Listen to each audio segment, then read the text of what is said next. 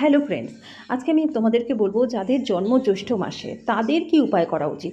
বন্ধুরা, জ্যৈষ্ঠ মাসে যাদের জন্ম তাদের কিন্তু একটা বিশেষ নিয়ম আমি বলবো। এই নিয়মটা তোমরা যদি করতে পারো, জ্যৈষ্ঠ মাসে যাদের জন্ম, দেখবে বন্ধ ভাগ্যের দরজা কিন্তু খুলে যাবে। এই দিন জ্যৈষ্ঠ মাসের প্রথম পূর্ণিমা যখন আসবে, সেই পূর্ণিমার দিন তোমরা চাঁদের আলোয় বসে মা লক্ষ্মী এবং বিষ্ণুর পুজো করবে। পুজো হয়ে যাওয়ার পর তোমরা কি করবে, তামার ঘটিতে 1 ঘটি জল নিয়ে তোমরা চন্দ্রদেবকে অর্পণ করবে।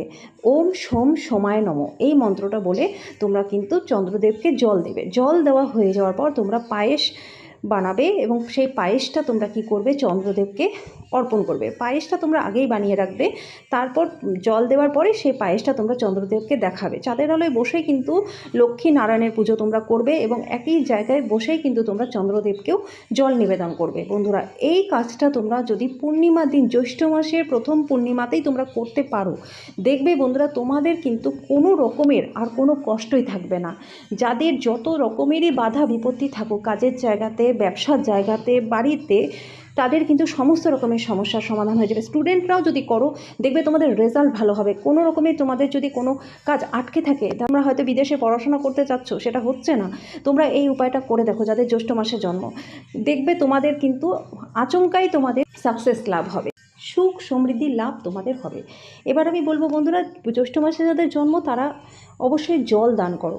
তোমাদের যখনই তোমরা সুযোগ সুবিধা পাবে, বাড়িতে যদি কেউ আসে বা তোমাদের কাজের জায়গাতে হোক বা রাস্তাঘাটে যেখানেই হোক, তোমরা জল দান করো। যেখানে সুবিধা মতন তোমরা জল দান করো। দেখবে জল দান করলে তোমাদের জীবনের চলার পথটা কিন্তু সহজ হবে।